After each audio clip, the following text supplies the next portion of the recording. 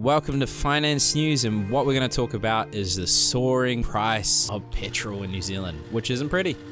I mean, a lot of us already struggle just to get paycheck to paycheck. Now suddenly petrol prices are taking off and people are freaking out, so much so that the government's actually make a drastic change. What they're doing is they're going to make a cut, 25 cents per litre of the tax that they were getting, and using that to fund transport costs like roads and that sort of thing. The Treasury has worked out that that's going to cost the government over a period of 3 months about $350 million. Well, for a government that's already struggling in terms of printing money, getting into a position where they're using half their annual budget to fund the COVID relief, it's not a pretty sight. And sadly, I don't have a crystal ball, but it would make sense that prices keep increasing irrespective of what the government does. You might be thinking the crude oil price increase and petrol at the pump here in New Zealand is being caused by the Russian and Ukraine war.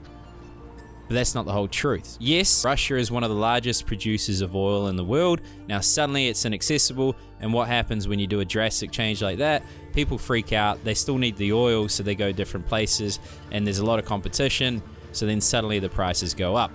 The other thing is OPEC, one of the major suppliers of oil around the world, March 10th said, hey, we're not actually going to increase production. And when you look at, let's say property, let's say commodities, shares, it's just a combination of demand and supply. So right now there's concerns about supply and people rushing out, buying a whole lot, inflated the price. But this is actually a problem that started 2 years ago with COVID. Suddenly, due to all the lockdowns, there's a huge drop in the demand for crude oil. And what that means is they dial back production. They ease back. So now what we're seeing is there's not enough supply relative to the demand that we're having now, because the global economy is suddenly very thirsty. Airlines are opening, businesses are opening. Now suddenly they've got this craving, this thirst that's been built over 2 years. So now there's concerns around too much demand for the supply. The other thing that's been happening is greater regulation and scrutiny for these companies that would produce this crude oil. So one, increased regulation, two, huge drop in demand, and then suddenly a spike in demand, and then also the Russian and Ukraine spontaneous bidding is really what's contributing to the global concern, and especially here in New Zealand around petrol.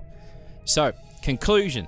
You need to be putting yourself, irrespective of petrol, into something that is inflation proof. You need to make sure looking at things like KiwiSaver, managed funds, property, something that can hold value, because if you're leaving money just in the bank, you're putting yourself in a position where the cost of living is increasing drastically faster than the return you're getting at the bank. Still use an emergency fund, still make sure you're paying down debt as fast as you can. If you pay down your debt, you've got a bit of money, that's when you got to start looking at property, managed funds, things that hold value in the face of rising prices.